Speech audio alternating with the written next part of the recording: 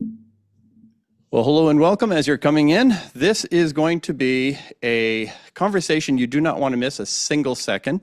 I predict we're going to have about 14,000 little clips from this that people are going to want to have sound bites on and so on. I'm about to introduce you to Bryan Talebi. This gentleman is one of those guys that if you ever have the pleasure of being in a room with him, let me tell you, first of all, I was in a room with Bryan. We were speaking at an event in Tulum, Mexico, and it was called Manifestivals. And I just thought, that's the coolest name. Why didn't I think of that? And I saw Bryan, and Bryan, I was like, do you live on the island with Sir Richard Branson? Like, you're just so cool and so connected. And at the same time, I want everyone to know, and you're going to know this for yourself in a few moments, this is the nicest guy you're ever going to meet. He's not just a major player and a brainiac. Born in Iran in a small remote village, no water, no electricity. By the age of 6, he had experienced a move to a Turkish, what's the word? Sorry? Refugee camp. What's that? Sorry? Refugee camp. Yeah, refugee camp. And then not long after that, there you are in the United States of America. By the age of 16 with NASA. This is a gentleman who's been a part of major tech successes. This is the CEO, co-founder of Ahura AI. That's AHURA.ai. Tech wizard, futurist, and an insanely cool, nice guy. He is, and I just wanted to mention about Ahura AI. They're bragging, and I'm going to ask you to back this up, 3 to 5 times faster to learn. If anyone's watching this and you're like me, so I've been blessed with some superpowers. They are called dyslexia, ADHD, OCD, complex PTSD, and a bunch of other fun party tricks. And so for me, I couldn't speak in sentences till I was 9, couldn't read till I was 21, no college, no university. By the grace of God, I've had an incredible journey. This is a gentleman who has mastered people skills when that wasn't a natural gift. This is a man who's mastered business. Maybe math and science came easy, but a lot of life didn't. And this man has pulled it together. And I'm so blown away and honored. And I'm so grateful that, Bryan, you're willing to meet with us today on the SuperHuman movement. We are committed to reactivating human evolution, mind, body, and spirit, because we're better than this. Bryan, welcome. Thank you so much for having me, and thank you for the kind words. I appreciate it. Oh, that was easy.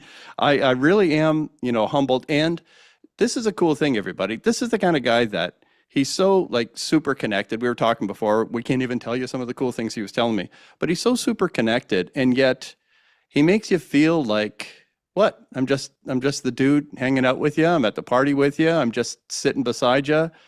There's nothing about you, Bryan, except for all of the facts that would make anyone uncomfortable. And so to me, it's a huge deal that you're kind enough and generous enough.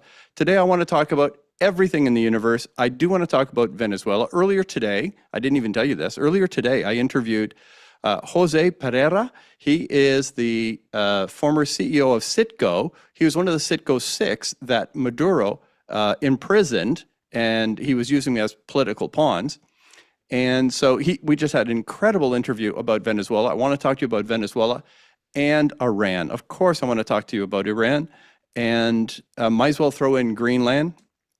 Might as well throw in the AI race, right? The race for AI.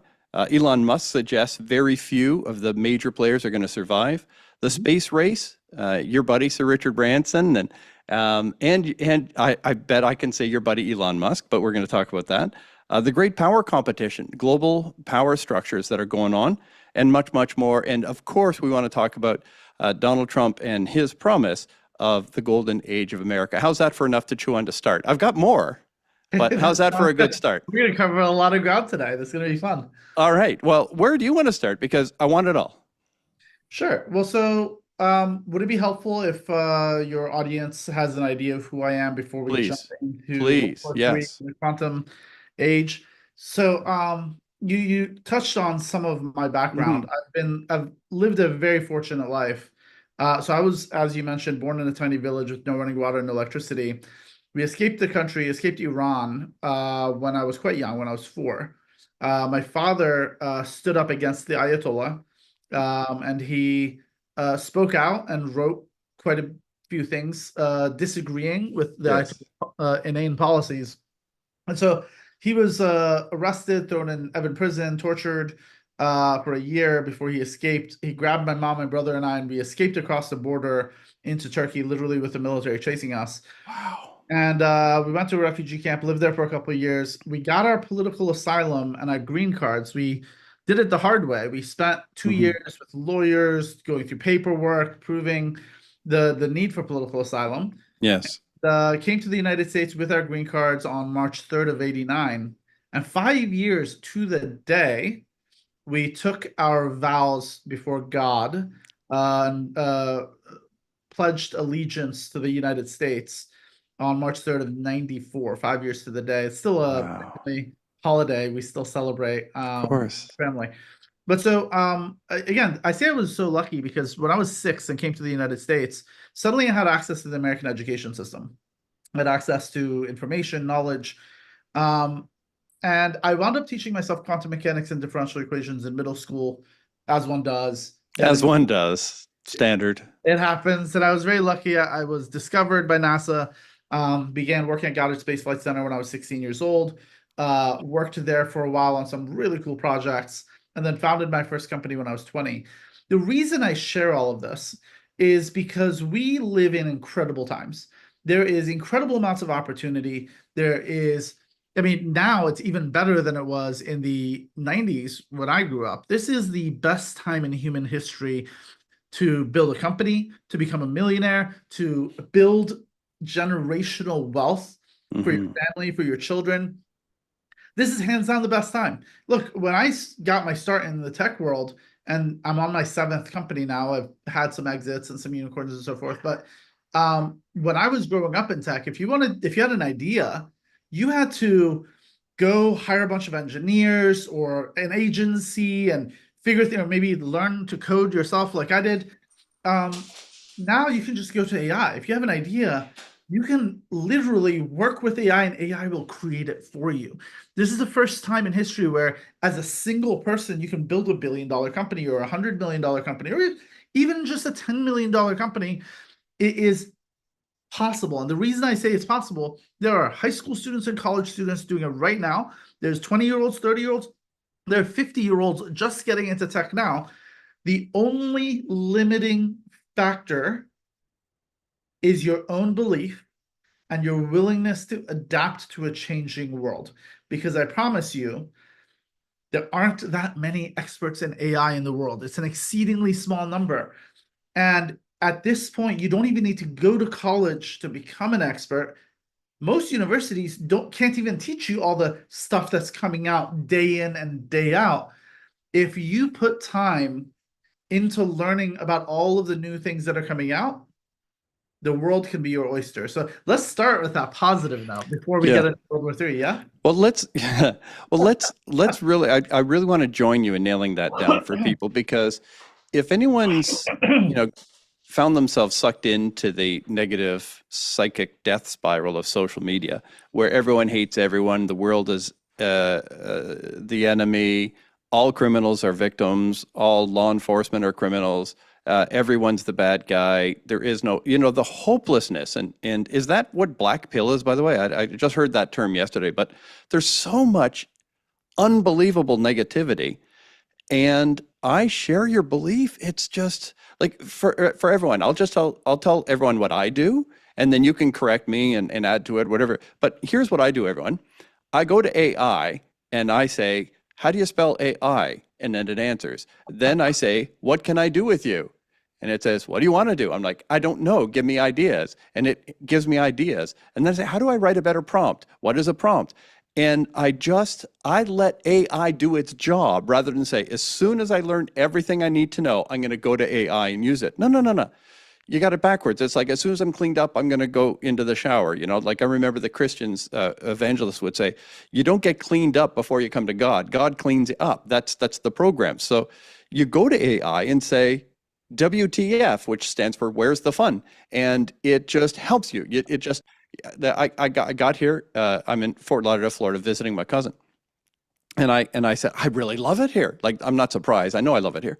And I went on Grok. I used Grok, and I said, so how could I get a green card like safely, appropriately, legally and fast, if there's a way.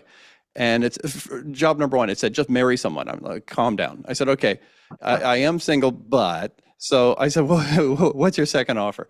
So then it said, well, you can buy a business. And I said, okay, so who's going to pay for it? And they said, well, actually, that's the fun thing because you can get others to pay for it, but you still get the credit for it. And here's how you structure it. It did everything. Here's a 65-page business plan. Here's the lawyer to call. Tell them I sent you.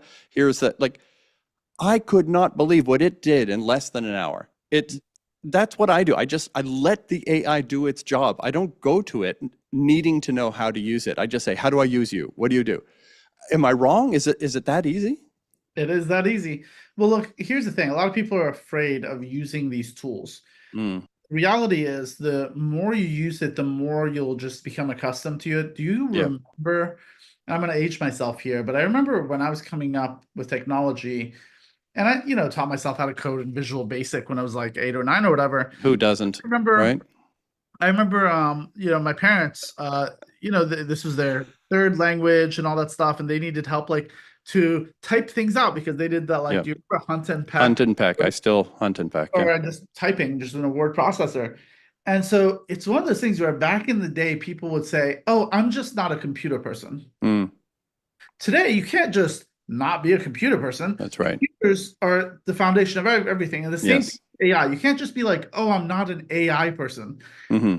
Everybody's going to be using AI. It would be like saying, hey, I'm not going to use one of these. Right. Well, most people in the world, if you want to be engaged in commerce, if you want to be a part of the world, you have to have these things. This is the foundation Yeah. of everything that you do in your life. Hmm. And so AI is that. And so, it occurs to me, I have lots of friends that I have friends that are sneakerheads. I have friends that are like into video games. I have friends that are into like whatever, right? People will know exactly what day some video game is coming out or this new Mm, or this new product, the new iPhone, whatever, and they like wait up for it. They learn everything hmm. about it. Hmm. My recommendation for everybody listening is to do that with AI. Follow the people on Twitter. Go follow Mark Scoble. He has lists of the best AI people in every different facet. Track every AI company and when they roll out their new products, Hmm. they roll them out. Take that same level of excitement that you would for like Hmm. anything and like download it on the first day, Hmm. play with it, figure out what it does. Because if you keep track of all of the new things that are coming out as they come out, and you try to build with them, like so, for example, when the new text to video comes out, play with it, see what you can do. Hmm. Rock. Well, just go on Twitter and tell it to put, Keir Starmer in a bikini. See what it does. No, no, don't. No, I say that because Keir Starmer uh thought they can do But I that. just don't want to see it. That's all. Well, he's arresting people in England for social media posts. And Yes. he's trying to 12,000 was it make in X illegal. 2024? What's that? Wasn't it like 12,000 in 2024, No, something like that? that's insane. They They can't arrest a rapist, but they're good at arresting people for hurting Oh feelings yeah, on yeah. social They don't media. arrest the Pakistani gang rapists that gang raped 500,000 12 to 14-year-old British girls for years. But if you call that rapist a pig Yeah. or or ask questions about why is Hmm. it that there's so many illegals committing so much crime in England, Hmm. then they catch you immediately. The next day Yeah. they'll grab you and take you to jail. Yeah. But Sorry, look, go back to your Keir Starmer in what a I'm bikini. saying I though derailed you.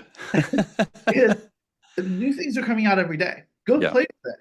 If you just make it fun and begin using all these tools, Hmm.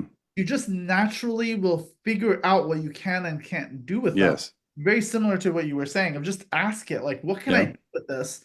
Begin playing with it. And then eventually start asking, okay, what are problems that people have that Hmm. I can solve with artificial intelligence? And who will pay me to solve those problems for them? Preach. Yep. That's all a business is, solving Yep. problems.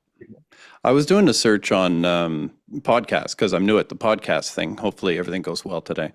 Um, And I was trying to figure out, because I want to help people, right, to launch their own and so on. So I'm a speaker for over 35 years. I've done the author thing. I've done a lot of things, corporate training and so on. But when it comes to podcasts, I'm in a new playground, but a lot applies. So I was researching, how do people profit in podcasts? So what are the various profit models? What are the steps? I was just, asking. I must have had 150 pages in one string of just kept asking it questions. It's giving me gold. It's giving me checklists and you name it.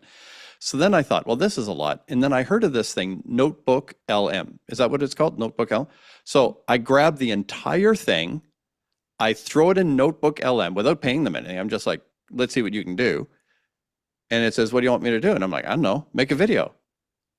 Dude, it took all of that, and in a couple of minutes, it produced a 5-minute blow your mind video on all the secrets to success for podcasters. I'm like, how can anyone say it's tough to build anything in this world today? It is so easy. Now, it takes some skills, it takes some things, but this is the golden age. This is the ultimate age of opportunity, and I, for one, am grateful and excited. Yeah, likewise. Well, look, not only is this the golden age of opportunity, tech finally has the boot of the Marxists off our neck. What, say all of that again? The boot. For 4 years under Biden, Yes. Lena Khan and Elizabeth Warren and Bernie Sanders and the whole Marxist regime tried everything they could to destroy the AI industry and the tech community. And in California, they're actually trying to do that right now by creating a confiscation of 5% of everyone's net worth. But in the rest of the country, you can do amazing things. Just to put it in perspective, President Trump has found and achieved something incredible: 18 to 22 trillion dollars of investment into the United States from foreign countries and corporations. Just to put that in context, under 4 years of Biden, he got a total of like 300 to 500 billion dollars of investment into the United States. In 1 year, President Trump generated 18 to 22 trillion dollars, depending on how you count it. Trillion with a T. To put that in perspective, our entire debt, national debt, is $38 trillion. So that 18 to 22 trillion is going into AI, tech, manufacturing, space, defense tech, energy, and all of these areas. And so, look, our government is taking all of that money that used to go into fraud, where people would defraud all of these systems that we placed to take care of people, these NGOs and entitlements, $1 to $1.5 trillion a year. And where did that money go? Instead of building things, that money went to Al-Shabaab, the terrorist group. It went to Hezbollah and Hamas and Al-Qaeda. And it also went to a bunch of NGOs. It went to a bunch of politicians. It went to organizations that were designed to get people elected into Democratic seats. And so now we are getting rid of that. That money flow is gone.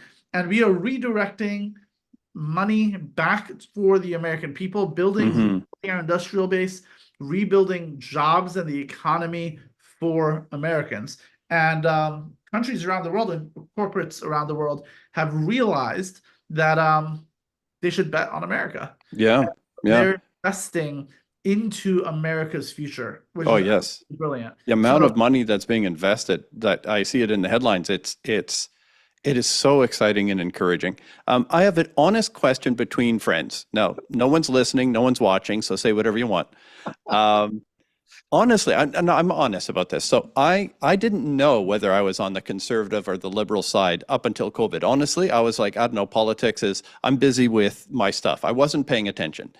When they told me I'm not allowed to walk in the park because of COVID, I thought, do you think I'm going to kill the trees, or do you think the trees are going to kill me? Like my dad was a cop, and violent and substance abuse and so on. And so with him, it was rule of law. You never question authority, you obey. And the phrase repeated almost daily was, yes sir, no sir, 3 bags full, sir. Yes sir, no sir, 3 bags full, sir. You obey. You never question authority.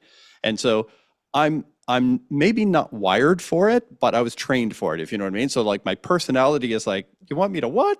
But then my dad trained me on obedience. So then COVID hits and I'm like, I'm having trouble pretending this makes sense. I'm having trouble not questioning the insanity that surrounds me. And at the time I was dating a woman who is a naturopathic doctor, and she was given warnings. If you tell anyone about how to enhance their immune system, we will strip you of your license. You're not allowed to help anyone with immunity. Don't dare walk in the park or something bad's going to happen. And Yeah. I'm like, this is all whatever. So at that point, I'm like, I'm starting to question, right? So I'm questioning everything. So it didn't take long before I figured out, and social media figured out, I'm on the more conservative side. So it feeds me the conservative string, which means it shows me all the worst possible leftist mindsets and behaviors and so on. And you know what I mean? I'm robbed of the whole truth. Everyone's robbed of the whole truth, unless you're really good at research. All of this said, I just did that as a setup. I have a ton of beautiful, brilliant, loving, educated friends who are on the left.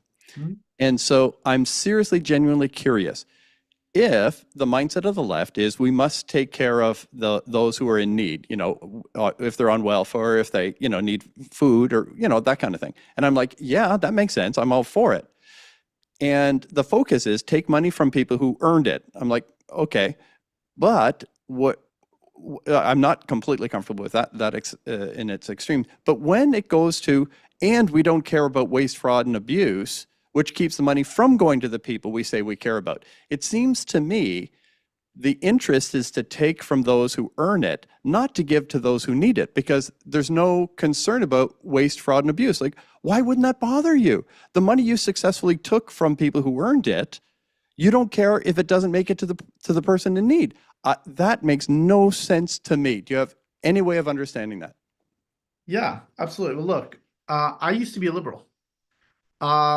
Back in the day when I lived in Manhattan, I actually called myself a social justice warrior. I was very, very liberal. And I believed that if you're good, you have to be a liberal because we Yes. care about people and we want to take Yes. care of everybody. Yes. And look, the idea is a good one, right? Mm-hmm. Because at its core, liberals see people that are in pain and they want to take care of them. And so Yeah. that impulse is a good one. Beautiful. Amen. The challenge, so one of our founding fathers, Benjamin Franklin, talked about this. He said, if you want to help people, you teach them how to be successful. Mm-hmm. If you, and I'm paraphrasing here, if you just give them things, you are destroying their lives because you're Yes. robbing them of the ability to take care of themselves. Yep. Yep. And unfortunately, a couple things have happened.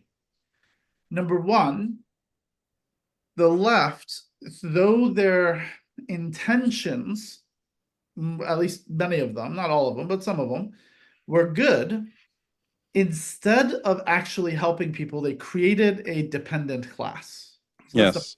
Yes.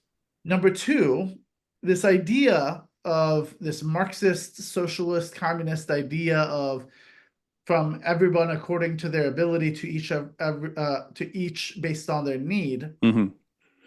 It is a beautiful idea that everyone should be taken care of, but unfortunately, it has never worked in any Mm-hmm. country, in any society. It's been tried dozens and dozens of Yeah. times. Yeah. In fact, the best examples are countries where you have the same people, right? In the scientific world, we call that having a control group and a test group, Yes. where you Yep. control for all of the confounding variables, and you make sure the populations that you're testing, you only have one variable that you change. Mm-hmm. We've done that, right? We did that in Germany, West and East Germany. We did this in North and South Korea. We've done this all over the world a number of times, where we draw borders and one side is communist and one side is capitalist. And every single time the Marxist area fails. Look at North Korea. Mm-hmm. You can't even see it at night. South Mm-hmm. Korea is bright with lights. Yep. People have a high quality of life and so forth. Same with East and West Germany. Look, any Marxist society, they have to build walls so people don't escape. Yes. And Yes. everyone's constantly trying to go into the capitalist areas. Now, the reason for that is when people have that personal freedom to seek out success and they're able to accomplish what they want to by having incentives and aligning their incentives, creating value for other people, suddenly that creates a paradigm where people are able to generate wealth for everybody and be successful. And so, unfortunately, what we've seen in the United States and Europe is not an accident, though. Look, there's a globalist movement, and President Trump just tweeted out about this recently. And of course, I used to go to WEF every year, and I've been part of WEF. I've got to the highest levels.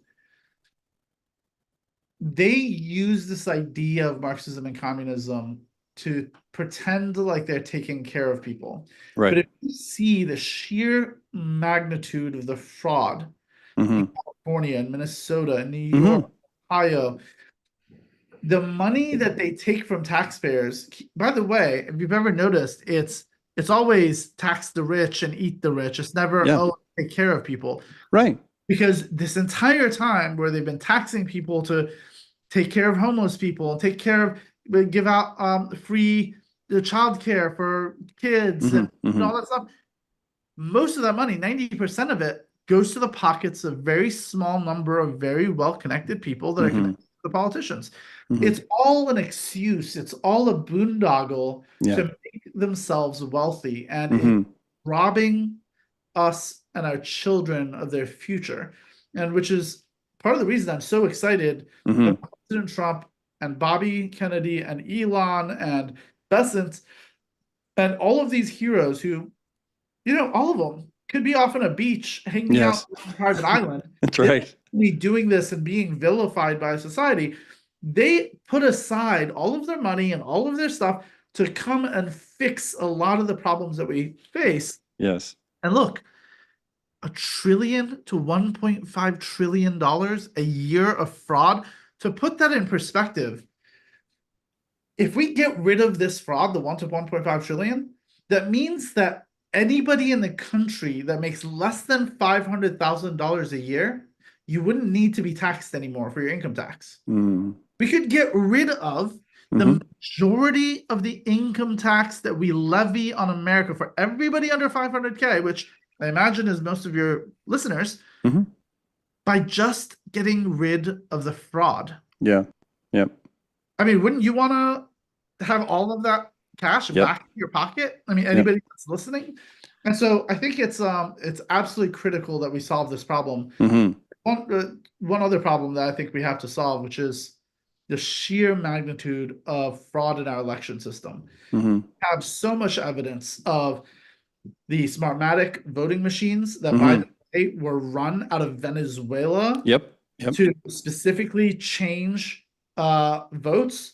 There are hundreds of thousands, if not millions, of illegal immigrants, and we have evidence of this in Minnesota and New York and California and other places that are voting. Pennsylvania, a bunch of the swing states.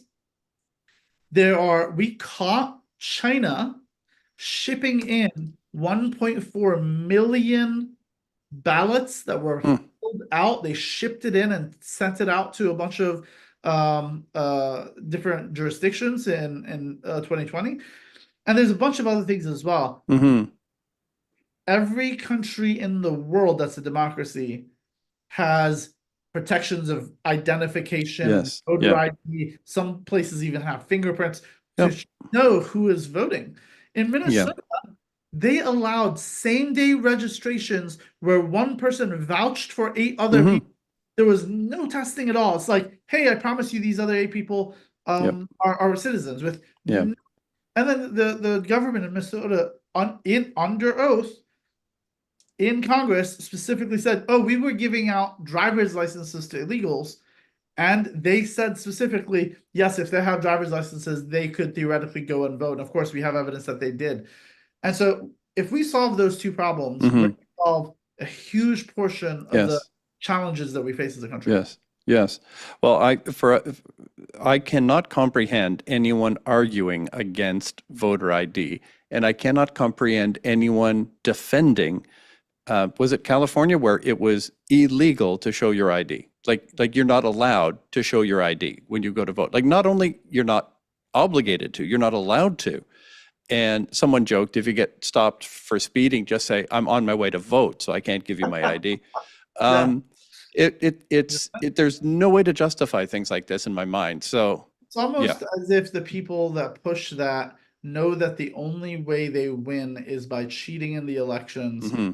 So they desperately want to keep Hmm. the cheating alive, and they want to keep the illegal immigrants Yeah. alive and voting, and they want the fraud to continue because there's a significant amount of evidence that a lot of that fraud, that money, some of it, of course, went to Al Shabaab and Hmm. Hezbollah, Hamas, and Al Qaeda. A bunch of it went to enrich politicians like Yes. Ilhan Omar that somehow went from a net worth of $20,000 to 30 million in one Hmm. year. Or AOC, who Yeah. was a broke bartender, and after a couple of years in Congress, suddenly she's worth $40 million. How does that Yeah. work? But And then a big part go of ahead. it, taught this with Act Blue, where they were laundering this money and then pushing it back to these politicians, Yes. Yeah, I saw leftist that. organizations. And it turns out that they actually don't have that many people that like what they do. It's just that they have this massive Hmm. money laundering operation to push money into these very unpopular groups of people. Hmm. And Hmm. so it gives them these bullhorns Yep. that they haven't Yep. earned. And this is what I would say to everyone out there. If you hear Brian or I quote a number, you can say that's not true, or you can say let me check. And my suggestion is, even if you think it's true, check. What I started to do, Brian, is I went to Grok because I thought before I go live, before I say something, I don't want to. I'm not trying to lie my way into winning an argument or something. I really want to be accurate. And I have not enjoyed Grok setting me straight because I get sucked into the conspiracy theories, and I believe some of the things I read and I hear. And if I'm not careful, I'm going to say them, and I don't mean any harm. I don't mean to misrepresent. But it is so easy for us to hear something and get caught up. So 100% of every number that we quote, everything that we refer to, I encourage you. Neither one of us need to be inaccurate for a point to be valid. There's never that intent. It's numbers fly around. So feel free to check everything and be right, and then let me know if we're wrong, because that's not the goal. We want to be right. But I personally Can think, I add one thing to that? yeah, man, yeah, And I recommend, highly recommend to anybody listening, go to primary sources. yeah, So I used to be a massive liberal. I went to Obama's inauguration. I shook hands with them. ah, I knew the speechwriters for Biden personally. I went to WEF and I knew yeah, Klaus. Um, I used to be that guy where when I had discussions with people I disagreed with at the time at the right, because I was very, very liberal, when they would tell me something, I would say, "Oh, show me a BBC article or CNN article that says that." mm-hmm. And Yep, since then, it has become very clear to me. So I went through this process, right? Because I've run all these big companies. I've been in the circles and yeah, I've been in rooms where things are happening. And in starting in 2020, and then in 2021 and 22, I started noticing that the media would talk about things that I knew a lot about tech, about mm-hmm. companies that I knew very well, about people I knew really well, about events that I was at. And I would see CNN or BBC or MSNBC or New York Times say things that were just categorically not true. And I'm like, Mm-hmm. well, that's really weird because I know this stuff very intimately well. And Yeah, so then I began doing research on things that they told me that I believed that I didn't know really well. And so I would deep dive into it. I would go to the primary sources. yeah, When they said, "Oh, President Trump said this," or "This other politician said that," I would say, "Okay, well, mm-hmm. let me see what they actually said." Mm-hmm. I would watch the entire video of the entire hour of their speech to see Mm-hmm. what were they actually saying. Mm-hmm. Or when they talk about the science media is just terrible. What they'll do is they'll take something that a scientific report or some research that was done, and then they flip it and make it sound cooler or different, but something that isn't really what the science itself shows. And so I would go and read the actual science. I would look at how they put together the experiments, what the conclusions were of the scientists, and I would see that the media misrepresented what Mm-hmm. was the case. So my recommendation to you is don't trust me just because I say something, or James Mm-hmm. because he says something, or any politician or any media figure. Go to the primary sources. Find out what the people are actually doing and saying themselves, find out what actually happened, and get a number of different sources, and then Mm-hmm. you'll have a much better approximation of reality. Yes. Because ultimately, at the end of the day, our job as humans is to create mental models that are as close to reality as possible. And so, if your mental model is effective at understanding reality, you should then be able to effectively predict what is going to happen. Mm-hmm. If predictions consistently come out to be not true, that means your mental model of reality is flawed. So let me give you an Mm-hmm. example. There's this economist, Paul Krugman. He's a Nobel-winning economist. He's won almost every big award in economics. I used to respect him. Now I think he's an idiot. Why do I think he's an idiot? Well, one of the things he said with absolute conviction is that the internet will be no more important than the fax machine when you Ooh. look at the impact it had on our economy. That is a prediction that isn't just wrong, it is catastrophically inaccurate. And then if you go and look at a bunch of his other predictions, you see he was wrong over and over Mm-hmm. and over and over again. What that should tell you is that his mental model of the world, the way he understands reality, is fatally flawed. So let me give Mm-hmm. you another example. When Millet took over Argentina, Mm-hmm. after decades of mismanagement, after decades of horrendous inflation and mismanagement of the economy, he said, hey, I'm going to make these changes. Hundreds of economists wrote publicly, Mm-hmm. look these up. These are Mm-hmm. documents that were written, all these economists signed their names to it, academics, PhDs, people that were part of the Fed, people that won every award in economics. They said the series of decisions that Millet is making is going to have a catastrophic impact Mm-hmm. on the economy. It's going to be terrible. Now, what happened? The exact opposite. Mm-hmm. What happened is the changes that he made actually saved the Argentinian economy, and now it's stronger than it's been in 50 years. Mm-hmm. What that tells me is that those economists had a flawed understanding of Mm-hmm. the world, and so we're making decisions based on not truly understanding how things work. Yes. Milei clearly understood it.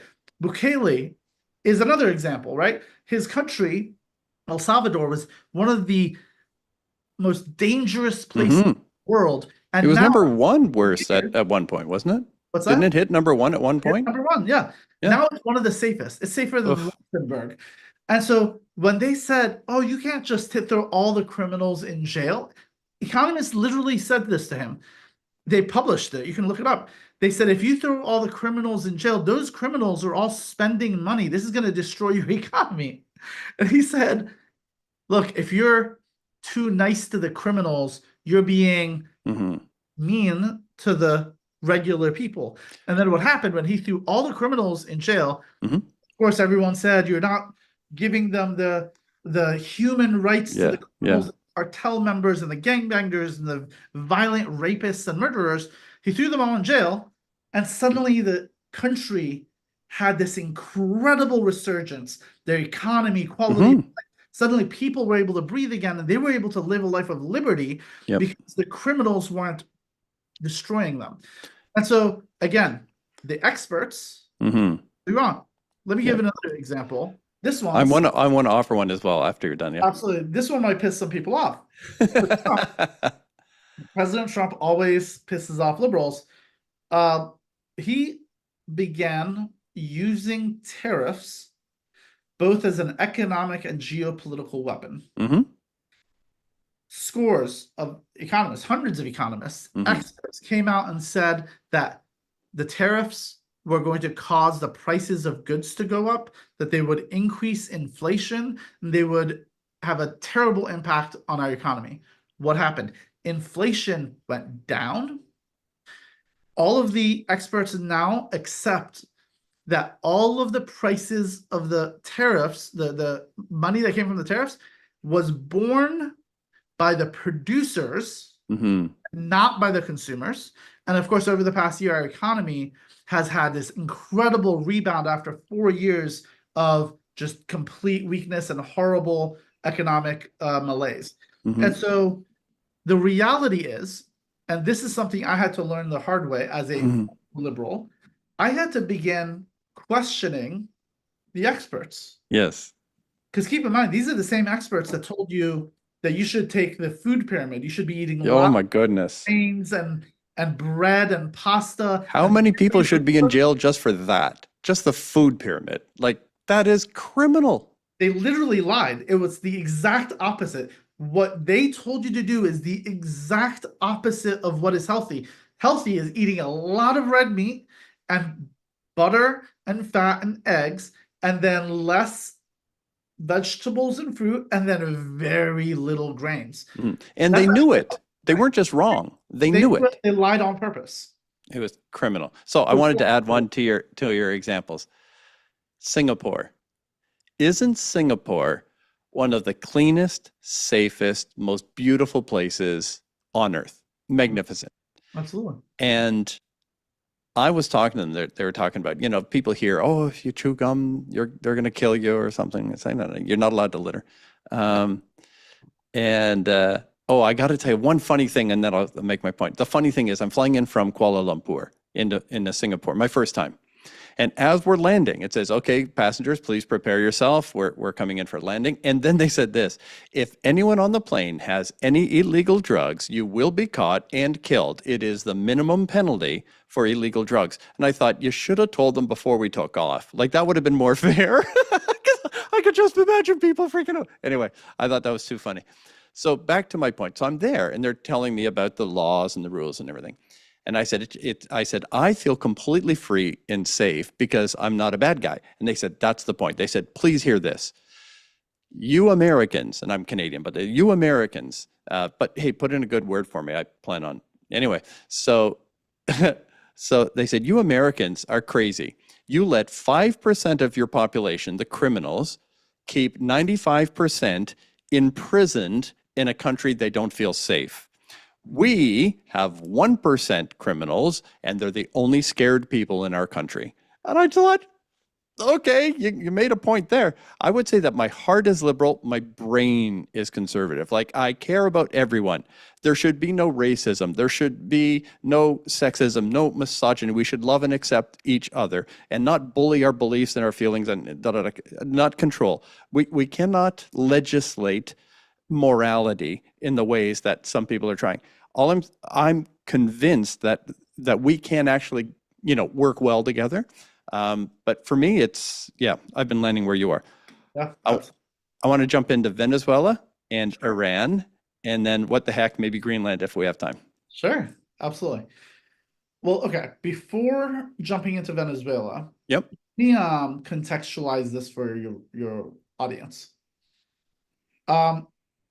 I have been warning since 3 years ago, one of my Future of Humanity summits, that World War III started 3 years ago. What does that mean? Well, post-World War II, we were the only country in the world that had a functioning industrial base. We're the only country in the world with a functioning economy. We're the only country in the world with a military that worked.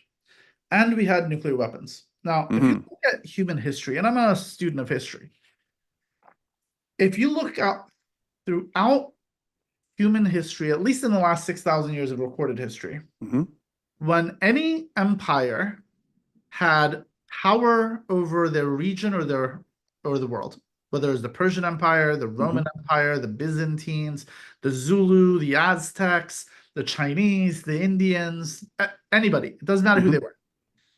When they achieved that level of power, they always did three things. They killed all the men, They raped all the women and they took all the resources. That's what they've always done. Humans, it turns out, we've been pretty terrible. After World War II, we said, hey, we're going to do something a little bit different. We're not going to kill all the men, all the foreign enemy powers, and rape all your women and take all your resources. We're not going to do that. Instead, we're going to do the opposite. We're going to spend American money to rebuild your countries. We did that to Germany, who was an enemy. We did it to Japan. We rebuilt all of Europe. We rebuilt Africa. We rebuilt the Middle East. We spent a significant amount of our treasure to rebuild the world. Then we used our blood and treasure to defend everybody's borders. And we defended all of the maritime trade routes. And we said, okay, here's what's going to happen. We're going to create a bunch of global institutions. Everybody is required to use US dollar for all your transactions. This is Bretton Woods. This is the agreement that all the countries came to. Everybody uses US denominated assets to trade oil and other commodities. And you have to do what we tell you because we are protecting everybody and paying for everything. Okay. Now, fast forward. A bunch of countries got pissed off at that over the years and they pushed back. We got fat and lazy inside the country, and a lot of our leaders, instead of focusing on making sure we maintain the US-led world order, a lot of our politicians and leaders wound up committing fraud, stealing money, trying to make themselves and their friends very wealthy, and they did. Now we are in an environment where 3 years ago, China, with BRICS as the entity that as a counterweight to the G7 and the US-led world order, said, we're not going to use USD anymore to trade fuel, oil, or commodities. We're going to use our own currencies. This goes completely against the Bretton Woods post-World War II global world order. I called it back then that was actually the beginning. Like if you look back at World War I, everybody talks about how Franz Ferdinand shooting the Archduke, that off World War I. Now, during World War I, people didn't say that. That's what historians realized afterwards. That's what launched it. Of course, you know, in the Civil War, they talk about the shot that changed the world, and Fort Sumter, all that stuff. Same thing. Now, if you watch what China has been doing with their Belt and Road Initiative, they've been going around the world, not only bringing in allies, but then loaning money at extremely high rates to various countries. And when they fail to repay the loans, as invariably happened, they would then take over their deep water ports, their dams, their refining capacity, other things that are fundamental to their society. And they've created a bunch of vassal states around the world. Now, what is the next step? We know, because we've seen China's 5-year and 30-year plans, and we've been watching them build ships and build out the capacity to do so. They plan on invading Taiwan in 2027. This is now completely open information. It used to be classified, it no longer is. 2027 is the year that China plans on invading Taiwan. Now, why is that important to you and me? Well, the United States has security guarantees, treaties, with hundreds or about 120 countries around the world. What happens to those 120 countries when they watch China invade Taiwan, and if we don't protect them, oh, sorry, I know we guaranteed you, we promised that we would protect Taiwan. If we just sit back and say, go ahead, sorry, we're not going to protect you, the message that would send the other 120 countries is that, oh, this security guarantee means nothing. And so then you have chaos in the world where everyone then is trying to build up their military or to other powers to say, okay, who else can protect us?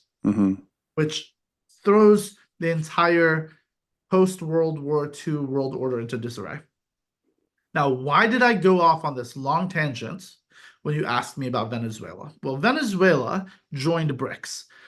BRICS was originally Brazil, Russia, India, China, South Africa. And then they added a bunch of other countries: Iran, Kazakhstan, Venezuela, Saudi Arabia, UAE, and a bunch of others. Now, under Biden, Saudi Arabia ended a 50-year treaty that we had with them that they would only sell oil with USD, because they decided, hey, Biden is a decrepit man. There's tons of corruption in the United States. They're not able to even defend their closest allies. We're going to move to a China-led world order. Well, of course, in 2025, all the GCC countries came back to the American security umbrella and back to becoming a essentially not vassal state, that's a little too strong, but at least in the American orbit, right? Or sphere of influence, as it's called. So all the GCC countries did that: Saudi Arabia, UAE, Bahrain, Kuwait, and Qatar. Venezuela is in our backyard. We have this thing called the Monroe Doctrine, and now they call it the Monroe Doctrine, which we say, hey, this is our backyard. We will not allow foreign adversary nations that want to harm us to have bases here. Now, what was going on in Venezuela? Well, number one, China, Russia, Iran, Hezbollah, and Hamas were using it as a base of operations to do a number of things. They were bringing in special operations personnel. Venezuela was giving them visas, and then they were using those visas to go to 120 countries, but also to go through the porous border that Biden opened up through Mexico and into the United States. That's number one. Number two, they've been sending weapon systems, drone manufacturing facilities, and tons of drones with explosives on them, missiles, submarines, and a variety of other military assets into Venezuela. Now, keep in mind, Venezuela is super close to Puerto Rico and Florida, and is within missile launch distance to the contiguous 48 states. And third, they were sending a significant amount of drugs into the United States that, based on the information from the FBI and DEA, has caused the deaths of roughly 300,000 people over the past 30 years. And so you have an enemy state that's actively working with our biggest adversary nations around the world to weaken America and to hurt us, and also to create a second strike capability in case we get in a fight with China, because China doesn't have missiles that can reach us. They don't have the ability to send B-2 bombers and hit us. But what they do have is allies in Venezuela, in Cuba, and more in Mexico. People are calling President Sheinbaum a narco president. She specifically has come out and said she cannot go after narcos and cartels. She said it's illegal for her to go after cartels. It's just insane. You can't make this stuff up. And so that's why Venezuela is important. Now, Maduro was an illegitimate. Right. He wasn't elected. He lost by a landslide, if I understand correctly, which is hard to get accurate numbers. But not too many people on earth believe he won that election. You'd have to really bend yourself to believe that. So he wasn't the president. He was a dictator refusing the democratic election results. That's exactly right. And he had committed crimes. Well, not only crimes around the drugs that have caused the deaths of hundreds of thousands of Americans, but also he stole from American corporations. So they invited American corporations to come in and invest billions of dollars to build infrastructure to be able to get the oil and then refine it. And they just said, hey, screw you guys. Now that you've spent all this money here, we're just going to take all the money and all the infrastructure that you built, and we're just going to steal it from you, and it's ours now. That's called theft. And so taking Maduro was a law enforcement operation, but more fundamentally than that, it is a foundation of our national security. And unfortunately, for the last couple of decades, our presidents have not taken into account American national security and have weakened us. And President Trump is willing to make the hard decisions to protect the American people. In fact, that is the most important role of the president. The president's job and the government's job is not to give money to people. The job, as per our Constitution, is to provide for the national defense of the country. That's the most critical role of the government. And unfortunately, our leaders have failed to do that. Can I ask you if you're a fan of or mindful of G. Edward Griffin, the creature from Jekyll Island? No. So he is he's someone I'll text you. I think you'll quite like him. And he was saying the role of a government is exclusively negative, which means protect and defend. It's not to feed and clothe. Society is to take care of society. And Yes. if we abdicate, if we delegate or abdicate our brother's keeper mindset, we are trusting into people. We're trusting people who didn't earn the money to manage the money, and bureaucracy has never proven itself efficient, and with outrageous waste, fraud, and abuse, to continue to say they're in charge of making everyone who has a need, taken care of. It's not the purpose of government. The purpose of government is negative: protection, defense, laws, not giving out candy. That's not the job of the government. And so I'll send you, but I think you'll quite like them. I think you're absolutely right about that. Yeah. Yeah. All right. So we've got Venezuela. What's that? Yep. So Venezuela. that's what's happening in Venezuela. And Iran is connected to that. Yeah. So please. Put things in perspective. China buys about 70 to 90% of Venezuelan crude and 85 to 95% of Iranian crude.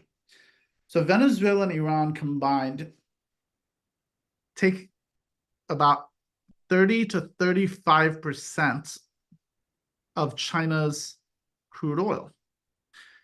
Another 35% comes from GCC countries. So Saudi Arabia, Qatar, Kuwait, UAE, and Bahrain. Now, what does that mean? Well, we've already taken the GCC countries away from China. They're all under our security umbrella once again. With Venezuela and Iran going away from being Chinese vassals, which they have been, with, of course, the revolution that's happening in Iran and against the Ayatollah, the occupying force there, and Venezuela, Maduro, and now them following our direction, that means the United States, under President Trump, now has control over approximately 70% of China's fuel. Now, in order to run a military, a modern military, a navy, air force, all of that stuff, you need jet fuel, you need oil, you need natural gas, you need all of these things. When we control 70% of their oil, the other 30% comes from Russia, that means that we can shut down their entire economy and their military. If they try to invade Taiwan, if they try to attack us, if they attack their other neighbors, that means we can shut down their entire military and their entire economy overnight. What does that do? That reduces the probability that they invade Taiwan, and it reduces the probability of them starting a kinetic war.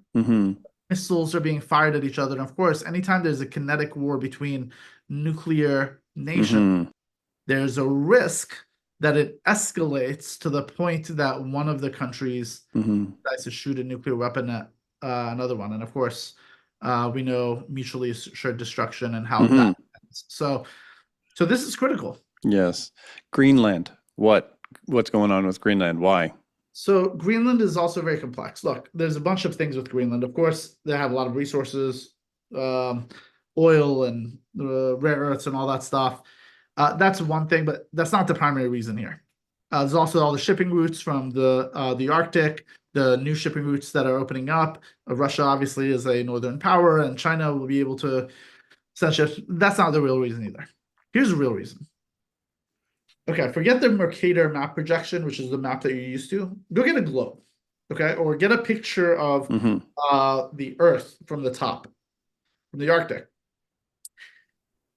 If you draw in Russia little red dots on where all the ICBM missile launch facilities are, and where their military bases, where they have their planes that can take long distance flights, drop nukes and other ordnance, and their submarine bases where they have their nuclear submarines. They're the submarines that have nuclear weapons on them, they can come to the end. They're all in a very small area in northern Russia, very close to Norway and Finland.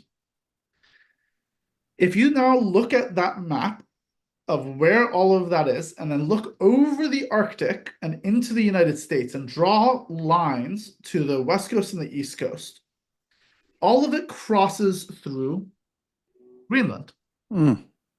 Now, if you're trying to shoot down an ICBM, the optimal place to shoot it down is when the ICBM goes up and it hits its apex. Yep. And it starts going down towards its target. The optimal place to shoot it is at its peak. Mm. And the best place to fire the missiles is from underneath that peak. So when you identify through early warning systems, through things very close to those facilities, as the ICBM goes up, you shoot a missile directly up and it blows up at its peak. So this is a geographic, it is a prime geographic defense location. That's exactly right. All of those locations, the prime areas to knock down nuclear ICBMs are in Greenland. All the places to have the early warning systems are northern Greenland and in the Arctic. And the areas where submarines and other ships would need to go by are right next to Greenland as well, where we can put all sorts of sensors and other things to make sure we catch any foreign ships that are trying to come in and damage the United States. So this is a national security imperative, and here's why. In the 90s, Greenland and Denmark signed a treaty that said that anytime Greenland and the Inuit people that live there want to leave, they can. Now, keep in mind, Denmark hasn't been very nice to the Inuit people. From the 60s to the 90s, they had this long thing where they would try to, and they successfully were able to put vaccines in people that made a lot of the Inuit people not be able to have children. They sterilized so many Inuit people from 12 years old all the way up to 30. This is all open information. Look it up, go to primary sources. They have passed all sorts of laws that prevented the Inuit people from fishing where they want to, from hunting the seals, from doing all sorts of stuff, and they prevent them from being able to build their economy. On top of that, Denmark has not invested in Greenland at all, either militarily or economically. And so the Inuit people, the 57,000 people that live in Greenland, are extremely poor. So what does that mean?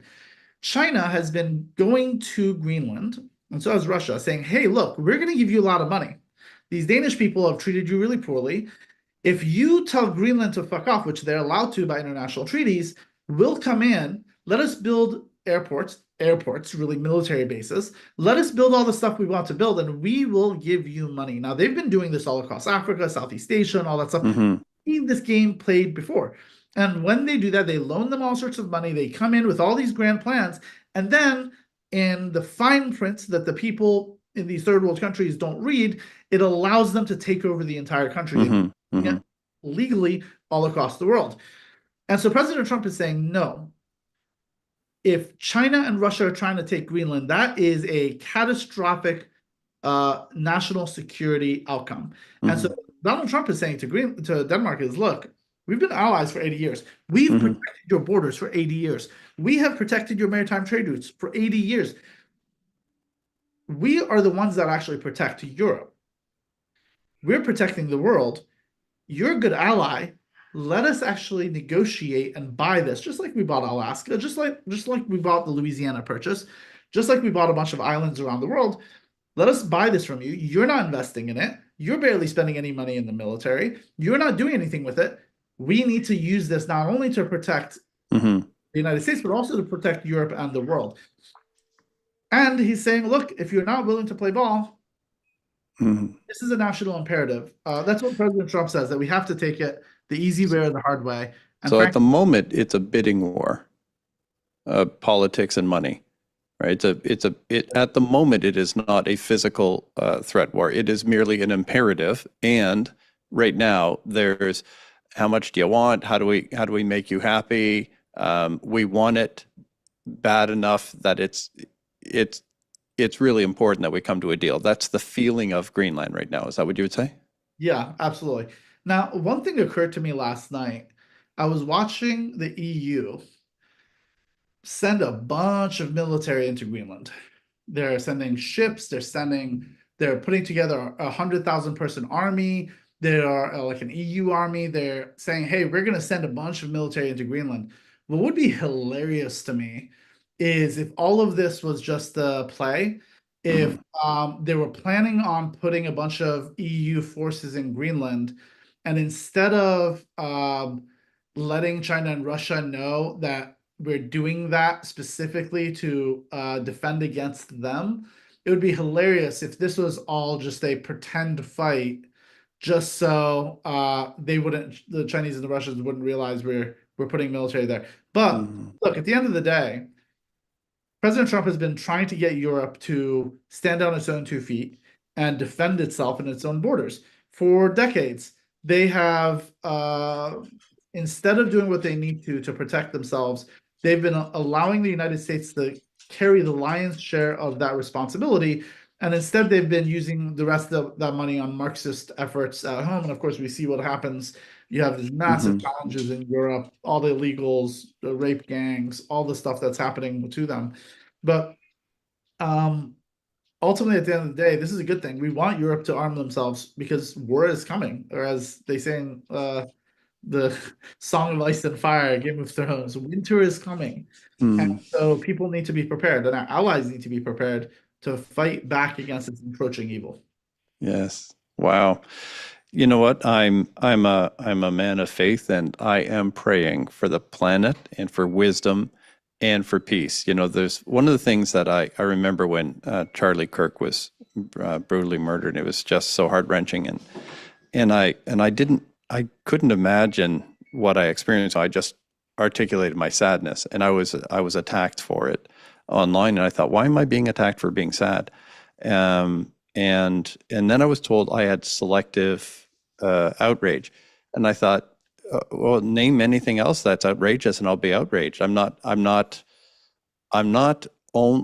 only sad about that man. I'm sad about anyone of any race, any sex, any anyone who is being mistreated, I care about. Anyone who's being harmed, I care about. Like I'm not, it's just not true that I have selective outrage. I'm as sad. But they were articulating, no, no, no.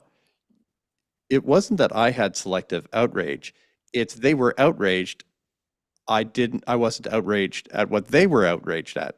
Which not only were they saying they have selective outrage, they were outraged by anyone who was sad for something they weren't sad. And I'm just like, this is so crazy. It's like, no, all humans matter. All humans matter. If you don't care about Palestinian children and Israeli children, if you don't care about Russian children and Ukrainian children, if you don't care about all children, check your head, check your heart, because we're on the same team. And one thing I'm misquoting slightly from an interview you gave someone else, but it was so beautiful. It went something like this: humanity is like one big super organism. We're Mhm. on the same team, and we would be served well by remembering that we're on the same team. Sure, we disagree on things. Yes, we have competing agendas at times. That's life. That's welcome to Earth. In a universe that free will is going to continue, there's going to be challenges, but we don't have to see everyone who disagrees as an enemy. Mhm. And I really hope, like I wanted to do this thing, Americathon. I mentioned it, a national tour to celebrate 250 years for America. And I was told, do not use red, white, and blue. Uh, all the Democrats will be angry. You know, they hate red, white, and blue. I said, no, that's not true. It's not. I mean, people might be angry about things, but they don't hate America. Oh, they do. And that's and I'm like, I just don't. That's it's a heartbreaking thing that anyone couldn't think that, and it's heartbreaking if it's even partially true for some of the people. It's just this country, the United States of America, the Declaration of Independence, the Constitution, Bill of Rights, these documents with things like inalienable rights given by a creator. Mhm. These are the things that stand between freedom and global enslavement. To protect the United States of America is so important. It's heavy on my heart. And here I am, a Canadian boy preaching, but I believe strongly in how well the founding fathers documented the vision for America. And I just think it's that important. I agree. And look, I used to believe, and this used to be the case, where the two parties were all patriotic Americans that wanted what's best for our country, and they just had different perspectives on the best way to get there. Hmm. Unfortunately, and this is part of the reason I left the Democratic Party. And I'm not alone. Andreessen left, Hmm. Elon left, Bill Hmm. Ackman left, Tulsi left, Bobby left, Rogan. Donald Trump left. Donald Trump was a liberal. Yeah. Joe Rogan left. He was a Yep. Bernie bro. It's not just us. Over 55% of the tech industry left. A Hmm. lot of the people that were paying attention left, right? Historically, 95% of votes and money from Silicon Valley went to Democrats. In 2024, that went down to 40%. That's a 55-point swing Wow. for the smartest people in the world. So here's the thing. Unfortunately, the what used to be the Democratic Party is no longer the Democratic Party of Clinton or Hmm. really Obama. I mean, Obama talked about how we need to deport illegals and we can't have an Hmm. open border and like people that Hmm. come here need to learn how to speak English and like all this stuff, right? And so unfortunately, there's one party that is patriotic, wants to protect America and maintain the values on which it was founded. And there's another party that hates America. They hate our founding fathers. They hate the values of the Constitution. They hate the flag. If you put up a flag, they will say that you're a racist and you're a bigot and you're a Nazi, Hmm. all that stuff. You know, the number of times I've been called a Nazi, and it's hilarious. I'm Jewish, but it's ridiculous, right? And they'll, Sorry. if you're patriotic, if you love your country, they'll say you're evil. And instead, and this is something I've noticed over the past year, it's wild. If you pay attention to who the Democrats have been out there rioting for and what the political leaders have been fighting on behalf of, they've been fighting on behalf of illegal immigrants, Hmm. MS-13 gang members, Trend Aragua gang members. They've been fighting on behalf of Venezuela, saying, why did we get rid of Maduro? They've been Hmm. fighting on behalf of Palestine. They've been fighting on behalf of Iran. They've been fighting on behalf of criminals that have 30, 40, 50 arrests, Hmm. violent criminals. One of their heroes is George Floyd, who was a career criminal who punched a pregnant woman in the belly and died from an overdose with fentanyl. They constantly defend and are on the side of our enemies, including China, including Iran, including everybody else. And so at some point, you have to sit there and say, hey, you care more about these Somalian fraudsters that stole $9 billion from Minnesota that was meant for food and healthcare for Yes. poor Kids Americans. and poors. Yeah. And you're defending these fraudsters that stole money from children and unhealthy people and sick people and sent it back to Somalia to pay for Al Shabaab. And they keep on doing this one after the other. If you just watch, those are the people that they defend. They hate America. They want to change America. Hmm. If you listen to what they actually say, there's thousands of articles about how white people are evil, that we Hmm. need to replace white people, that our founding fathers are evil, and that all of this stuff needs to change. Well, you know what?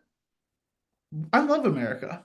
Hmm. America is the greatest country in the world and has created more value for humanity than any other country in the history of the world.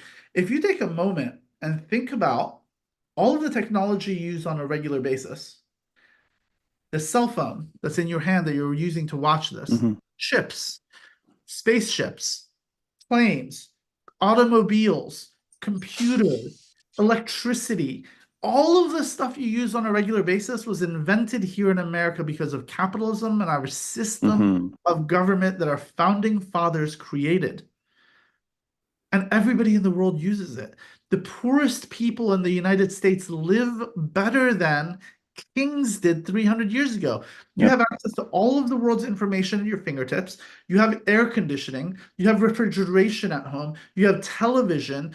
You have the best entertainment you could possibly Hmm. have. You have access to every person in the world. You can communicate in a moment. You can fly anywhere in the world. The bottom 10% in America live better than the top 1% did up until 200 years ago. And I've got a stat for you. Sorry to cut you off. Um, you hear about the one percenters. We've got to take down those one percenters. The one percenters, we have to take their money from them. Do you know, and this is, I'm actually asking you, and I'm not trying to stump you, but I think it's curious that people don't know. What do you think is the top 1% annual income on the planet? How much do the 1% earn a year? on What's the your guess? On planet, the planet, the top 1% earn how much a year? 1% of humanity. I would think that in the United States, it's probably somewhere around $500,000. I think in the world, top 1% is probably about like 100 or 120. 70. It's 70, And 70,000. not long ago, it was 30,000. Yeah, It's $70,000. When I found out I was in the top 0.0001%, what, because I think of myself as, I'm getting the hang of this. I just turned 60 and I think I'm ready to start for real. I'm ready to be a grown up and really start doing things. I've been blessed with lots of success in some people's eyes, but I'm like, I'm 24. I'm just getting over my childhood. I just like, watch out, kids. right. And, I'm just getting started and I'm all excited. And I didn't think that what I had achieved, accomplished, acquired, put me in just such a thing. So for me, I would like to say to everyone watching, if you're watching this, you're blessed. If you're able to watch this, that means you probably have running water, you probably have electricity, you can afford an electronic device that can play this, and you're not dodging bullets and bombs. You are blessed. And if you're in the United States of America, or what many would call maybe a free world environment, like Canada, if you're in the UK, some places that are still hanging on to some sanity, hopefully, please know this: we are blessed. We should be grateful. And there are foundations upon which this freedom and affluence has been built. To attack these foundations does not serve anyone.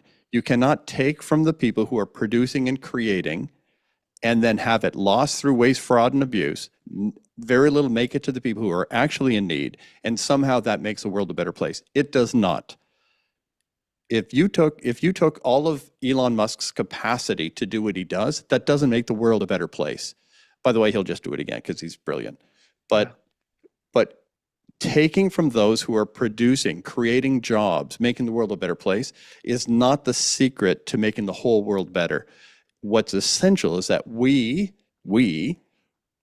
live up to the possibilities, that we be grateful, that you take the freedom, you take the opportunities, you take the tools of AI, you take the greatest opportunity in human history, which is what we're living in right now, and become a creator, one who creates and can provide jobs and can be compassionate, not compelled to compassion, but compassionate. And whenever we feel abundant, it activates our altruism.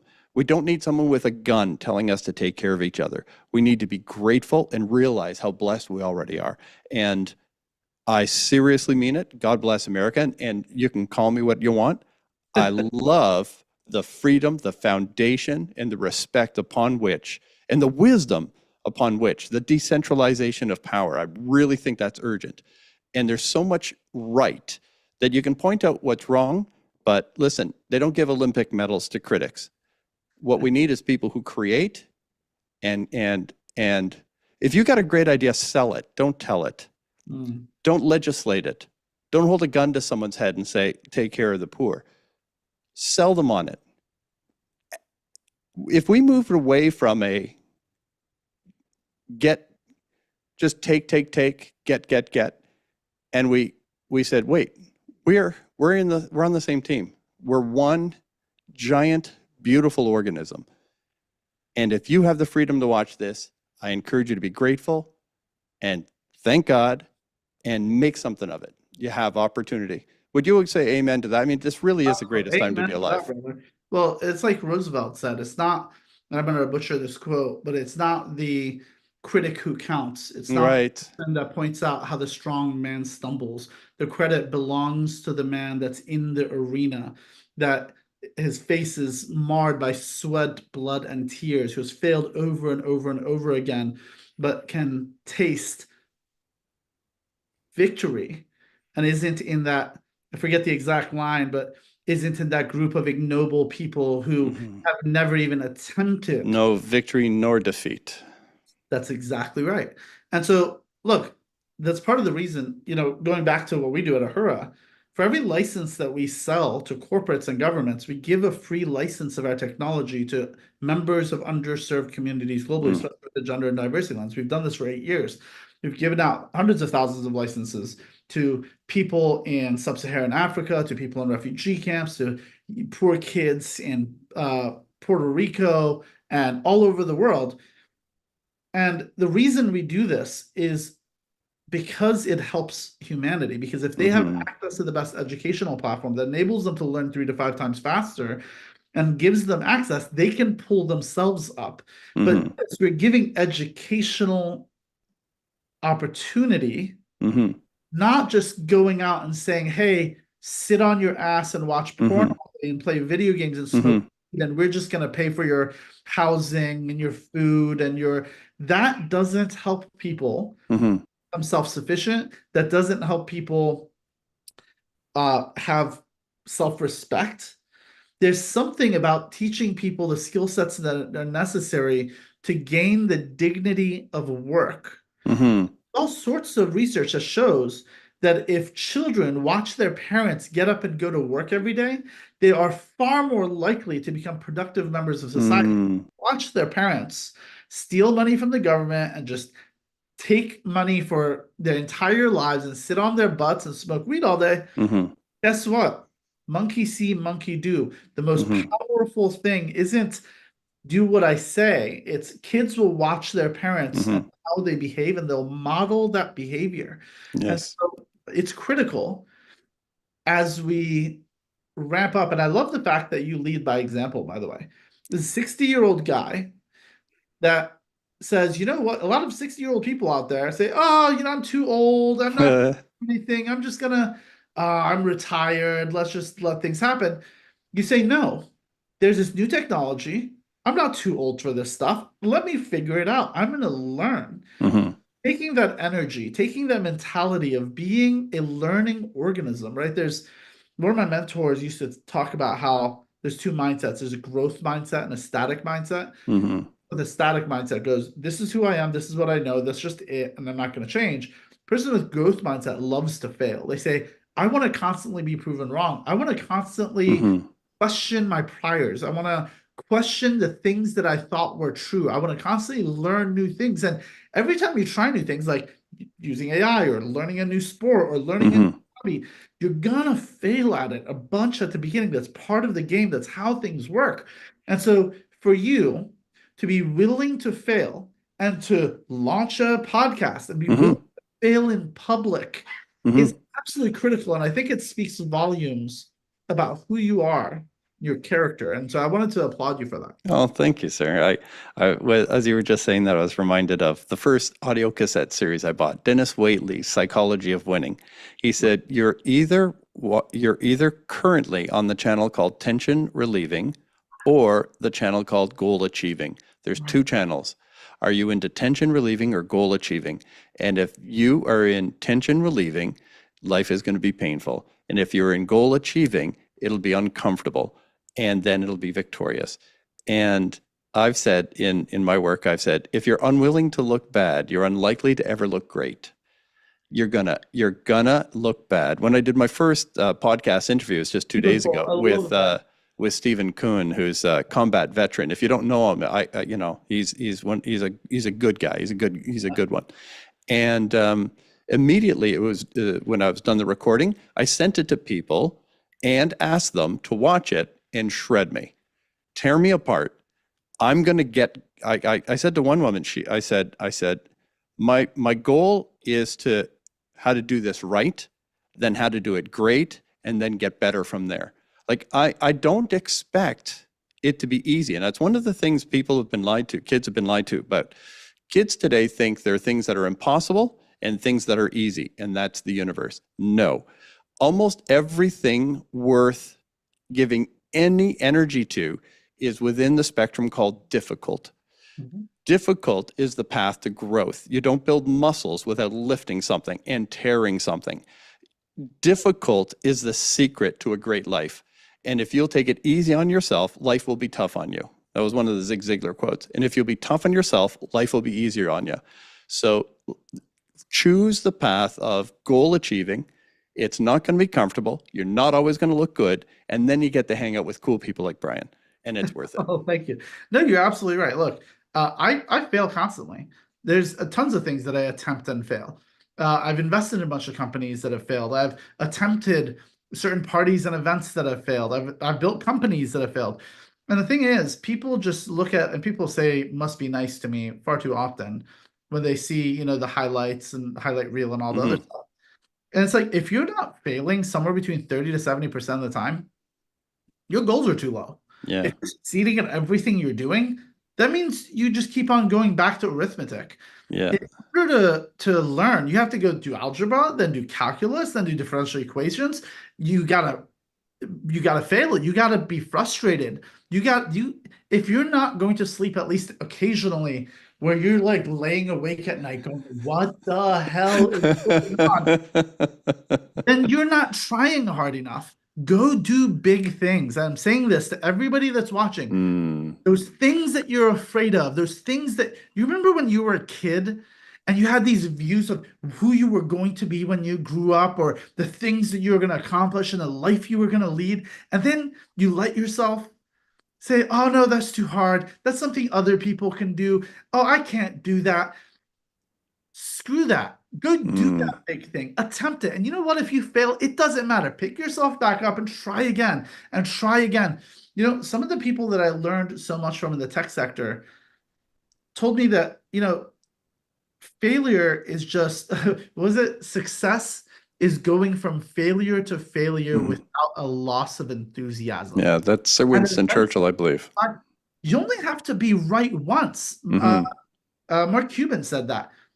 He became a billionaire because he put radio on the internet. Like literally in Silicon Valley, the show. But he put radio on the internet. He realized that there's all sorts of local radio broadcasts from baseball and other sports that people only had access to if they were in the particular town where that radio broadcast was happening. He collected them all, put it on the internet, became a billionaire. Like, it's not that hard. He failed a bunch of times before. He's failed a bunch of times since then. Richard Branson has failed a bunch of companies. And sure, he's built a bunch of unicorns. He's been incredibly successful. He's taught me a lot from his books and his personally, just learning from him on his island. But he's failed over and over again. Every great person has failed so many times. Just instead of feeling sorry for themselves, instead of blaming other people, they get up and do it again. There's something I learned in psychology in the early days. I used to be fascinated by psychology, partly to see what's wrong with me, but partly because I was very curious about how humans work. There's this thing called the internal locus of control or an external locus of control. Yes. What happens is there's a 2x2 graph, when people see other people be successful, they say, oh, it's because of luck or outside circumstances that they were successful. But if they see themselves be successful, they say, it's because of my character and how hard I worked. They see other people fail, they say, it's because of their moral failings. But when they fail, they say, it's because of external luck and external things. Have you heard Jim Collins? Have you heard Jim Collins talk about that? Good to Great, built the last two great books. Oh, yeah, that's a great book. He said the window in the mirror. When we interviewed super successful people and we were asking them, how did you pull that off? The super successful CEOs would say, I just got lucky. And they're like, luck? Really? Like, come on, give us a strategy. And there's, I don't know, we just got lucky. And then when they're asking the failed CEOs, what went wrong? And they kept saying, well, we were just unlucky.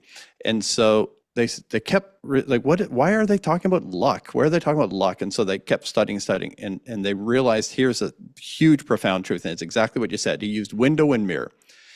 Successful people look out the window to give credit, and they look in the mirror to take responsibility. That's exactly. Unsuccessful people look out the window to give blame and look in the mirror to take credit. And when they couldn't place the credit or the blame, they both used the word luck. When a CEO was successful and he had the right mindset, instead of taking credit, he said, he would try and say it was the team, it was the economy, it was this. And they said, no, the evidence says it's not that. Then he would say, I don't know, we were just lucky. Yeah. And so whenever they couldn't give the credit, they said luck. Whenever the failed CEOs couldn't give the blame, they said we're unlucky.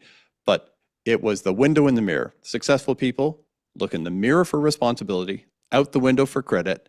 Unsuccessful people do the exact opposite. And that's exactly what you just said. Window and mirror, so powerful.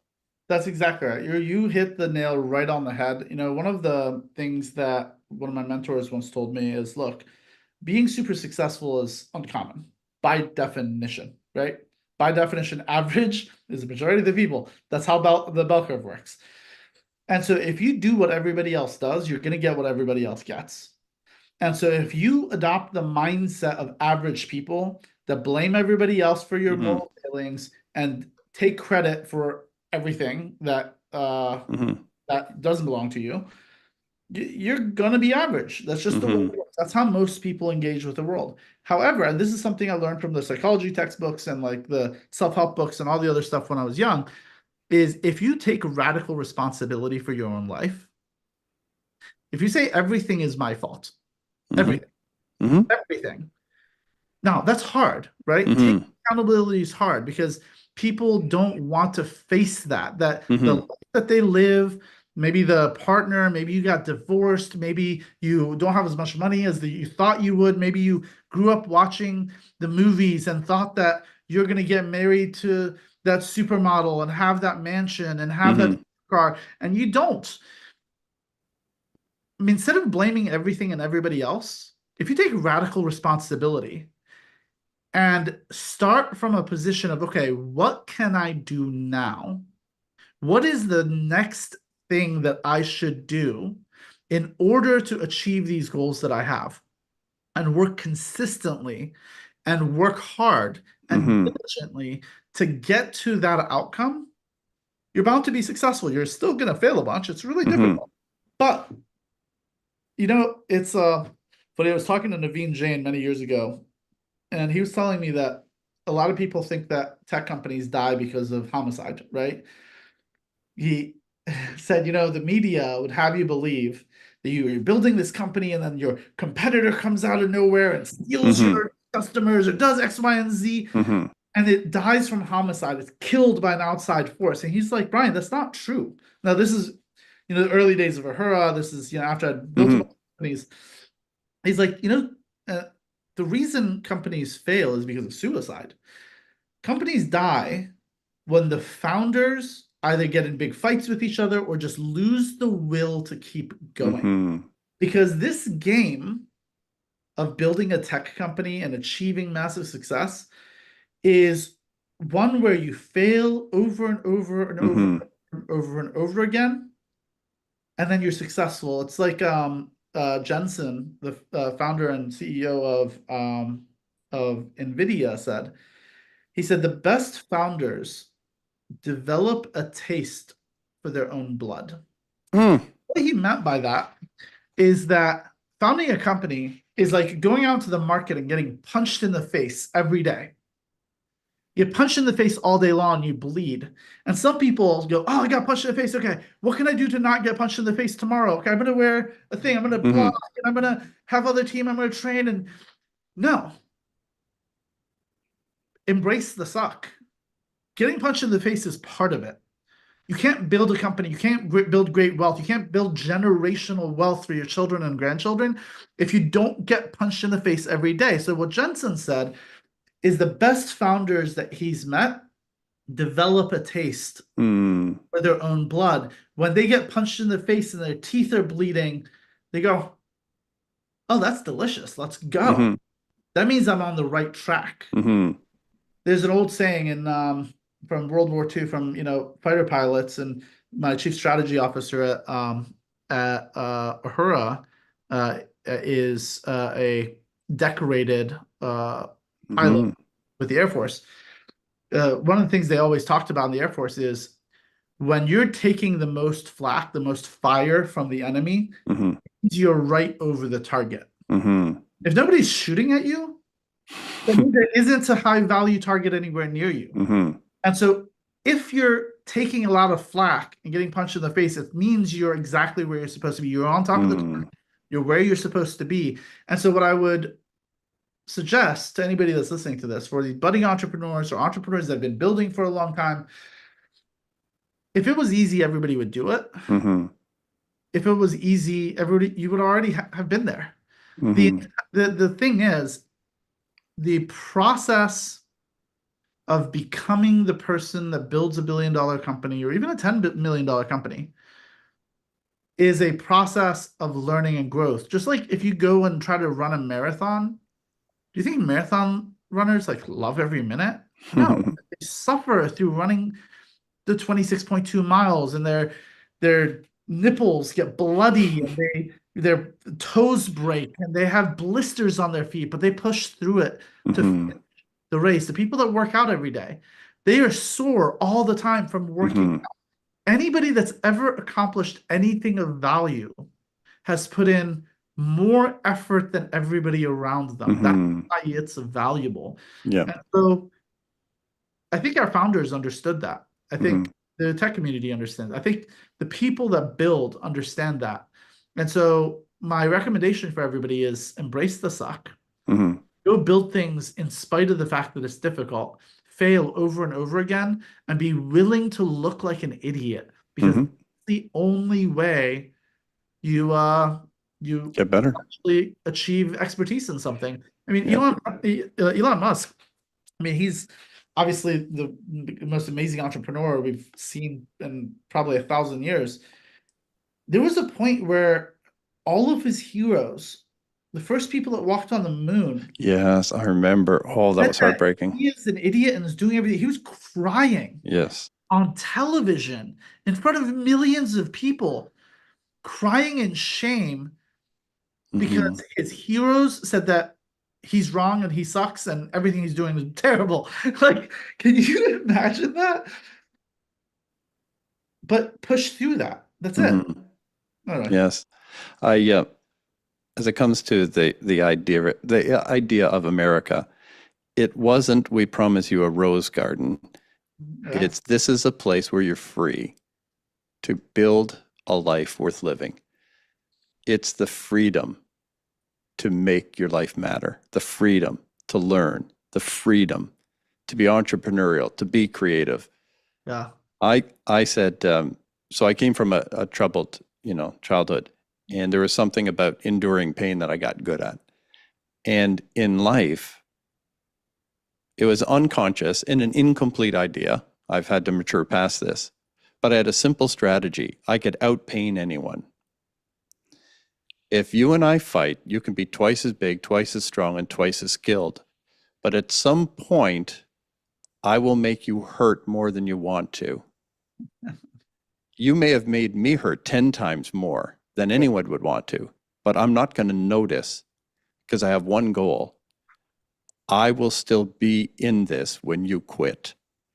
And that one idea that I will outpain anyone was sufficient to get me from somewhere to somewhere. And if you look at Sir Richard Branson, profoundly dyslexic, in school, teacher asks the kids, what do you want to be when you grow up? Everyone's saying, I want to be doctor, dentist, lawyer, whatever. Came to him. Do you know this story? I don't. Tell me. Teacher came to him, and he was the troubled kid. What do you want to be when you grow up? He said, happy. The teacher said, you didn't understand the question. He said, I think you don't. That's beautiful. And from his profoundly dyslexic, the odds were against him. You, no running water, electricity, refugee, immigrant, Me, all my learning disabilities, challenging childhood. The odds were against the three in those stories, but we all beat the odds by playing the odds. See, the odds are the person who reads the book is going to learn more than the person who doesn't read the book. The person who dials the phone is more likely to get the sale than the person who doesn't dial the phone. The person who wakes up and works out and does their best and asks for help and sleeps on a mattress that loses its air before the morning, that survives, that gets on stage, the voice quivers, the knees knock. Maybe someone says, that's the worst speech I've ever heard. And we say, all right, I got some stuff to learn here. Instead of quitting at the first sign of discomfort, we just kept playing the odds. If I do this enough, I'm going to suck less.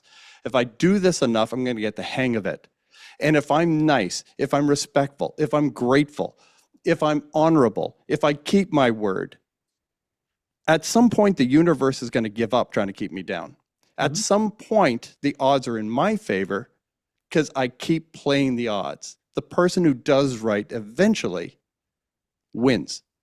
And that to me is so important that people haven't been told this often enough. Absolutely. You keep swinging, you're going to get the hang of it. Yeah. Well, first of all, I am very impressed that you remember so many of the stories that I've told in other speeches and in Mexico. One thing I'll add to that, I think everything you said is absolutely beautiful and very well put. There's a metaphysical component to this. In Judaism, we have this idea that if you ask God for strength, Hashem doesn't just give you strength. He gives you the difficult experiences in life that will make you strong. If you ask God or Hashem for wisdom, he doesn't just give you wisdom. He creates an environment where you learn through failure and making terrible decisions how to be wise. And so oftentimes, I mean, especially in the West, we've gotten very soft and weak, right? Where people grow up thinking, oh, I'm supposed to just get all the success and all this stuff. And it's like, no, the person that you have to become in order to achieve that life. That's why they say your first million is the hardest, second is easier, the 10th is inevitable. Once you learn, once you become the type of person that makes $1 million, then it's easy to do it a second time. And it's easier a third time, and it's easier the fourth time. By the time you get to the 10th, it's inevitable, and it just is a flywheel that keeps on growing. Right? They asked Elon recently, they said, Elon, what would you do if you only had $1,000 with your name? How would you become wealthy again? And obviously he's autistic. I'm also very autistic. So he looked at it just like, oh, me? Oh, shit. The world would have to really get fucked up. It'd have to be World War III or something for all my companies to go to zero. But okay, if it happened, what would I do? Obviously, they're asking if it was his first time and like, what should other people do if they only have $1,000? How do they become wealthy? But he's like, well, if I only had $1,000, I would come up with an idea. I'd call a bunch of people that are wealthy and I'd get them to invest in my company and make it a $1 million company. Because it's just like, oh, that's just how you do it. He just knows, he understands the process of working 120 hours a week consistently over a period of time. He has a reputation where everybody knows that if they invest in one of his companies, it's going to be successful because it's going to come water. He's going to sleep in the factory. He's going to work 120 hours a week, sometimes more. And he's just going to do it until it's successful through sheer force of will. And he just understands what it takes to get there. That's why he doesn't have yachts and mansions and all that stuff. He works. That's what he does. And so it's just a funny thing. Going back to the metaphysical, who are you becoming? What? And this is for all your audience, not you. Obviously, you know this. But in order to become that person, how does that person think? How do they adopt a growth mindset? How do they have an internal locus of control? How do they take radical responsibility? How do they work even when they don't feel like it? How do they do that difficult thing, have that difficult conversation, have that higher level of expectation of themselves and others? What is the mindset that they adopt? And if you work on those things day in and day out, it's impossible to fail because if you put in the time, you get better. I remember in my first company, I had this mentor who told me, look, Bryan, the people that work 40 hours a week, they have this linear progression, and people think if you work 80 hours a week you do twice as well, but that's not true. It's exponential, because for every additional hour of work it stacks up. You get better at what you do Hmm. faster than everybody else. So when you're working 80 hours a week, you're not going to be twice as productive, you're 10 times more productive, because that additional effort builds on top of itself. And unfortunately, there's parts of society that tell us that we shouldn't work hard, that we should Hmm. get rich easily, that just do this other thing and just do a get rich quick scheme. But the thing Hmm. is, Yeah, society owes me. yeah, society owes me. It doesn't. Yeah. Do You we? have you have the freedom to go create. Exactly. That's what you've got. And by the way, in a lot of parts of the world, they don't have that freedom. Exactly. Steve Jobs had not been adopted by a family in the United States, if he had stayed in Lebanon, they Hmm. don't have a culture of innovation. I'm from the Middle East. In the Middle East, if you try to build a company and you fail, people say, you failed at building a company, you were a failure. If you borrow money or take investments and then try to build a company and you fail, people say, oh, you stole money from these people. Mm. It's a completely different mindset. Here in the United States, we have a culture where we say, oh, if you try something big and you fail, that's good. In Silicon Valley, venture capitalists would rather invest in a founder who had attempted a company, failed, and now is working on a second, third company with failures Hmm. than on someone that has never failed. Yeah. Because you learn from your failures. And if you get up after each time you fail, that means that you have the grit, Hmm. the stick to itiveness to do it. And so I think if your audience wants to become superhuman as part of your movement, I think if they just take one thing from all of this is remember how lucky you are that you get to be in this society, Hmm. and go fail. Go Yep. fail a bunch and you'll Yep. be successful. Yep. Amen. Amen. Amen. And I have to say this because I'm talking with you, and you know it because I've been pursuing you since we met. I always strive. If you met my late wife, Carol from Peru, and I talked about her when we were in um, Tulum, I married way out of my league. I encourage everyone to marry out of your league, if at all possible, to make friends out of your league. Hang around with people that are going to ask you, what are you doing sitting around? What are you doing quitting? What are you doing letting that stop you? What are you doing listening to people's opinions? They're going to see more in you than you see in yourself. Hang around people who live at a higher level. They're creators, they're compassionate, they're builders. They work together. They're not enemies with others. They partner, they strategize, they support each other. I remember the first like rich guy meeting I went to. I was petrified. I had a Honda Accord, and I waxed and washed this. I cleaned. I couldn't get a fancier car to go to the meeting. Right, breakfast meeting 7 a.m. I pull in. I had the nicest car in the parking lot. I'm like, what are these like super power brokers doing with cars that weren't even as nice as mine? One guy had a nice car. Almost everyone were driving like 12-year-old Mazda or whatever, just cars. And I thought, I can't believe this. And I went in and they were falling over each other, serving coffee to each other. They were just helping each other out. They were just being kind and respectful. And we think people who are successful aren't all that nice. Now, don't get me wrong. There's some people who have got successful and they're not that nice. But that's not normal. To be successful, you kind of gotta not be a jerk. You gotta work hard, and you're going to have to work with others, and you're going to have to be humble, and you're going to have to be gracious, and you're going to have to just be able to deal with injustice. Leadership is not fair. It's leadership. You're the Yeah. one who's responsible. And those people are cool people, and get around them as much as you can. I just wanted to add that because I'm just thrilled that you've been willing to take this time. Well, I'm excited about you coming and joining me at my big gala in West Palm Beach, Yeah, buddy. giving out these awards for the people that have had the biggest impact in AI, space, and defense tech. It's going to be fun hanging out in person again. It's been far Oh, too long, my friend. And thank you for your persistence in reaching out and your invitation to come on your podcast and chat with your audience. well, by divine design. I appreciate you. God bless you, sir. One and all, thank you so much for staying tuned. This was, longer than maybe Bryan thought he committed to. Bryan's a cool guy. Thank you, sir. And thank you, one and all.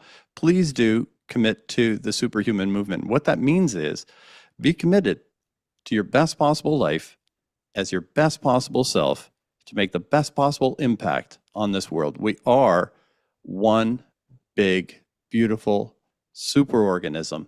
We're in this thing together. There are no enemies in flesh and blood. Ideas can be enemies, but people aren't. And you've just been given so much straight talk, global wisdom, business wisdom from a man who, I don't know if he knows this, but I'm not paying him for this. This was free. He's just being a good guy. Please be grateful. Check out Ahura. That's Ahura.ai, Ahura, and learn how to learn 3 to 5 times faster than any other methodology. This is a man who knows what he's talking about, and he's built something that's world-changing. Bryan, again, thank you, a million thanks, and I can't wait to hang out with you in person. It's going to be a lot of fun. Thanks a lot for having me on. God Take it bless easy. you, my friend. Bye for Bye-bye. now.